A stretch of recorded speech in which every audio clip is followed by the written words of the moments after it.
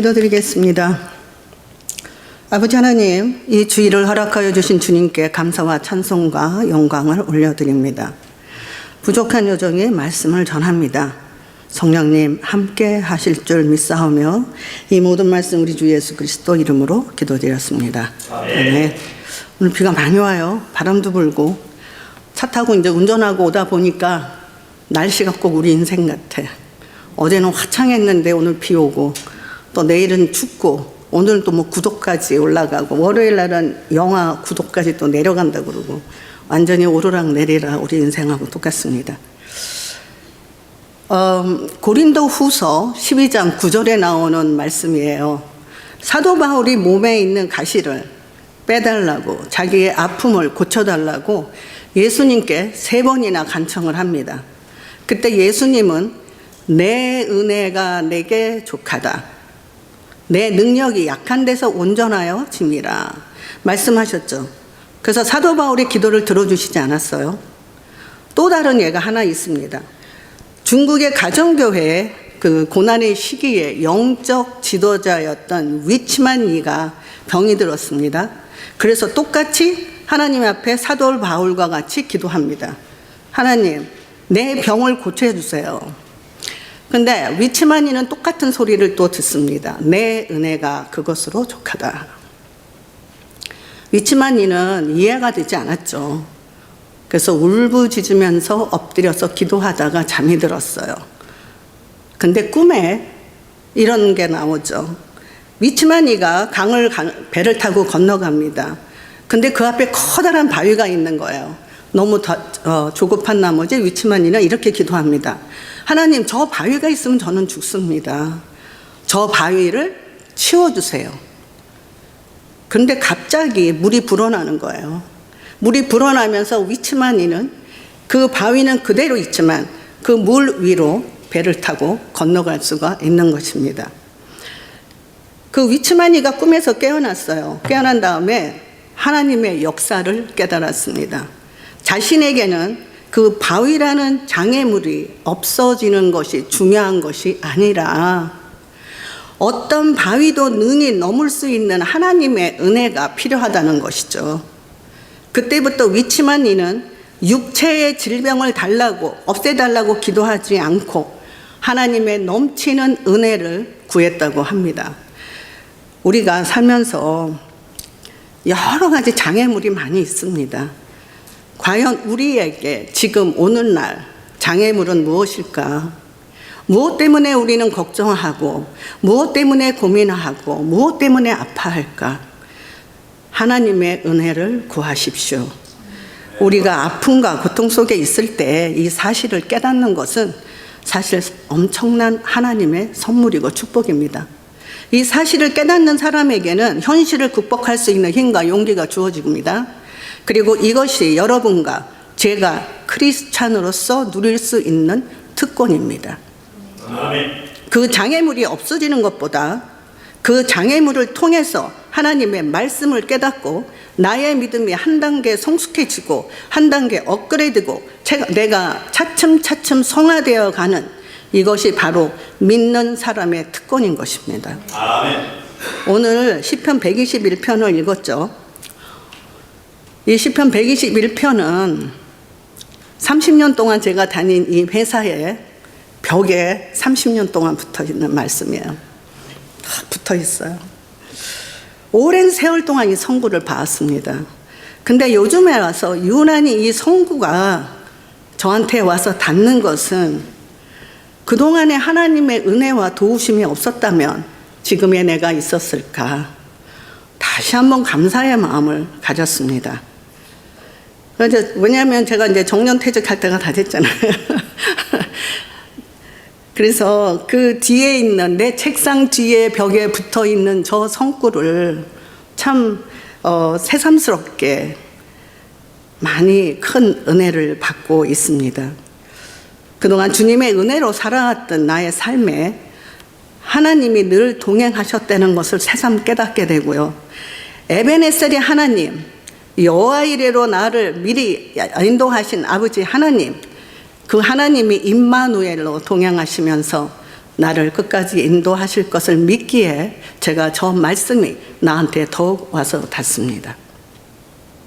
나보다 나를 더 잘 아시는 주님, 그 하나님께서 우리 모두에게 최선의 길로 인도하실 줄을 믿으시기 바랍니다. 주님의 더 크고 놀라우신 은혜를 구하고 내 은혜가 내게 족하다. 주님께 온전히 맡기는 삶을 사는 것이 가장 중요한 것입니다.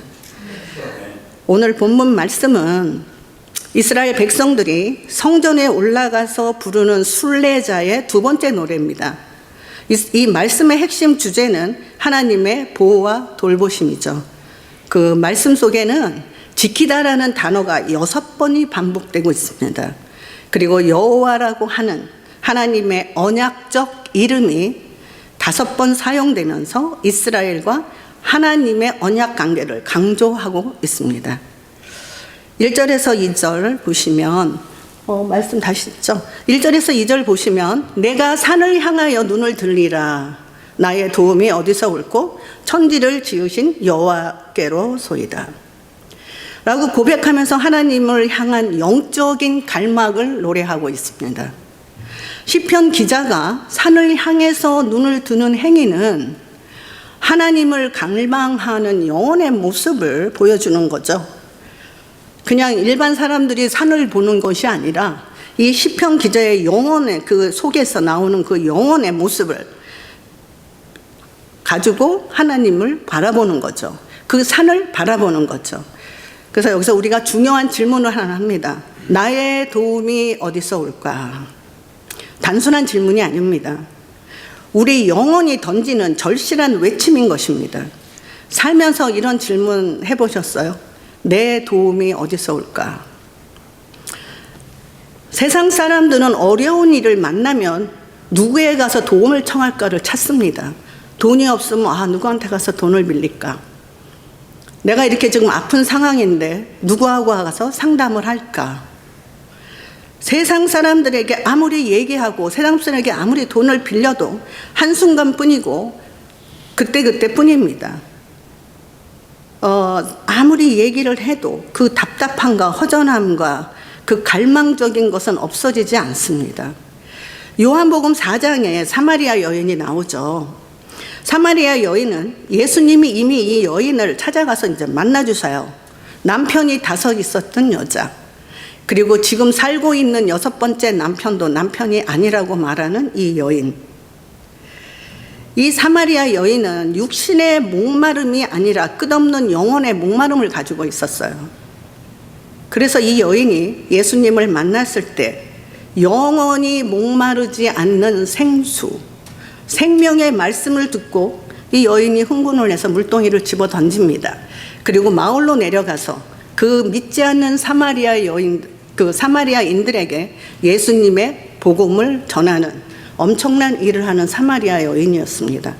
그렇게 변화되는 거죠. 항상 말씀드리는 것처럼 사람은 2가지 방향으로 갑니다. 어려운 일이 있을 때, 어떠한 일이 있을 때 세상 속으로 가는 사람, 아니면 주님의 품으로 돌아오는 사람. 그리고 이 질문에 대한 또 대답이 명확하죠. 나의 도움은 천지를 지으신 여호와에게서로이다. 이게 또한 단순한 지식의 어떤 고백이 아닙니다. 이 대답은 전능하신 창조주 하나님에 대한 깊은 신뢰와 의지의 표현인 것입니다. 우리는 일상의 모든 순간에서 진리를 붙들어야 합니다. 그리고 오늘 이 예배에 모인 우리의 마음은 어디를 향하고 있는가? 세상의 어지러운 소리에 귀를 기울이고 있는가? 오직 창조주 하나님을 향해 눈을 들고 귀를 기울이시기를 소망합니다. 아멘. 3절에서 6절을 보세요. 여호와께서 너를 실족하지 아니하게 하시며 너를 지키시는 이가 졸지도 아니하시고 주무시지도 아니하시로다. 이렇게 고백하며 하나님의 끝없는 보호를 노래하고 있죠. 성전에 올라가는 노래인 15편의 시편, 그 중에 2번째인 이 시편 121편은 하나님의 백성이 예루살렘으로 예배를 드리러 올라가면서 부르는 찬송입니다. 그들은 예루살렘을 향해서 가는 순례를 떠나면서 그곳에 도착할 때까지 노래를 불렀습니다. 그러므로 길에서 노래했을 것이고 다 같이 노래를 불렀을 것입니다. 앞에서 말씀드렸지만 시편 121편에서 지키다라는 말이 6번이나 반복되는 것은 결코 우연이 아닙니다. 시편 기자는 지속적이고 변함없는 하나님의 돌보심을 강조하고 있는 거예요. 하나님이 이렇게 지키고 있다. 특히 4절에서 졸지도 주무시지도 아니하시로다. 이 표현은 세상 풍파에 지쳐서 살아가는 우리에게 큰 위로의 말씀이 됩니다. 세상의 어떤 것도 하나님의 보호하심을 방해할 수 없음을 기억하라는 말씀이죠. 오늘 이 본문은 단순한 위로의 말이 아닙니다. 우리를 거룩하신 하나님과의 깊은 만남으로 이끄는 초대장입니다. 우리가 잠들어 있을 때도 하나님은 우리를 지키시고 계시죠. 믿으시죠? 이 놀라우신 은혜를 항상 누리시면서 기도하시기 바랍니다. 7절 8절입니다. 시편 기자는 여호와께서 너의 출입을 지금부터 영원까지 지키시리라 라고 고백하고 있습니다. 하나님이 주시는 영원한 보호의 약속을 노래하고 있는 것입니다. 본문의 마지막을 장식하는 하나님의 보호는 결코 일시적인 것이 아닙니다. 하나님의 보호하심은 지금부터 영원까지 지속되는 거예요. 모든 환난에서 우리 영혼까지도 보호하십니다. 시편 23편 내 평생의 선하심과 인자하심이 반드시 나를 따르리니 내가 여호와 집에 영원히 거하리로다. 그렇습니다. 우리의 최종 목적지는 바로 영원한 천국이죠. 천국입니다. 그리고 이 보호는 우리의 육체만을 보호하는 것이 아니라 물리적인 그런 약속이 아닙니다. 이 보호는 우리의 영혼, 육 전체를 향한 하나님의 전적인 돌보심을 의미하는 것입니다. 우리의 모든 출입, 즉 우리 삶의 모든 순간순간에 하나님께서 함께 하신다는 것입니다. 지금 우리는 초림과 재림 사이를 살고 있죠. 다들 알고 계십니다. 지금 전 세계적으로 종말의 때를 살아가고 있다고 얘기하고 있고요. 많은 사람들이 이미 그렇게 얘기를 하고 있습니다. Already, but not yet. 예수님은 이미 already 오셨습니다. 초림의 예수님이 우리의 죄를 대속하시고 십자가에서 못 박히시고 돌아가셨고 보혈의 피를 흘리시고 돌아가신 다음에 사흘 만에 다시 부활하셨고 그리고 승천하신 후에 오늘 신약교회가 2000년 이상 진행되고 있습니다.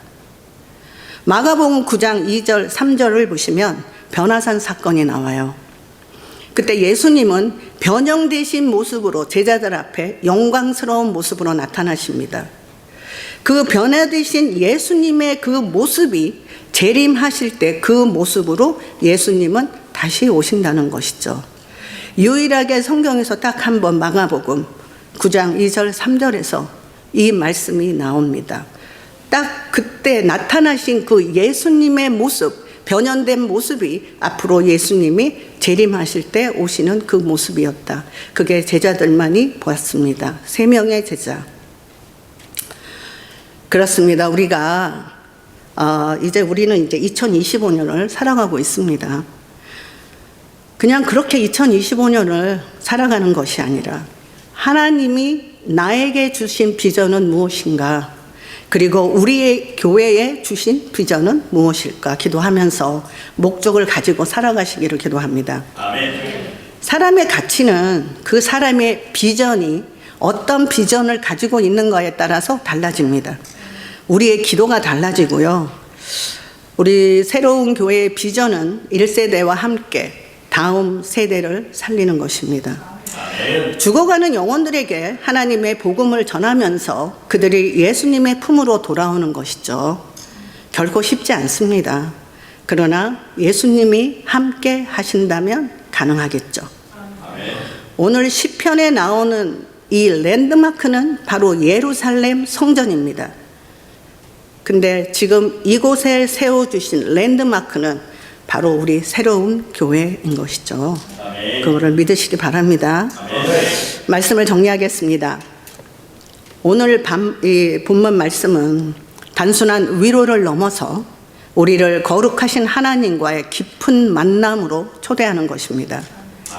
우리가 살아가는 이 세상은 불안하고 두렵고 아프고 힘이 듭니다. 하지만 우리에게는, 크리스찬들에게는 신실하신 보호자와 여호와 하나님이 우리와 함께 계신 것을 알게 하죠. 그리고 이 시편 121편의 말씀을 통해서 우리 모두 하나님의 변함없는 사랑과 보호를 깊이 경험하시기를 기도합니다. 일상의 모든 순간에서 하나님을 향해서 눈을 들고 하나님의 음성에 귀를 기울이며 그분의 보호하심을 신뢰하면서 살아가는 저와 새로운 교회의 모든 성도들 되시기를 간절히 기도드리고 축원드립니다. 기도드리겠습니다. 내가 산을 향하여 눈을 들리라. 나의 도움이 어디서 올꼬? 나의 도움은 천지를 지으신 여호와께로다. 하나님 아버지, 우리의 가정과 사업과 자녀들을 향한 우리의 기도가 늘 우리를 도우시는 주님이 함께 하신다는 믿음으로 살아가기를 기도합니다. 내 영혼이 어찌하여 낙심하며 어찌하여 내 속에서 불안해하는가? 주님, 우리 인생의 소망을 주님께 두고 다시 주님을 바라볼 수 있도록 도와주시옵소서. 이 모든 말씀 우리 주 예수 그리스도 이름으로 기도드렸습니다. 아멘.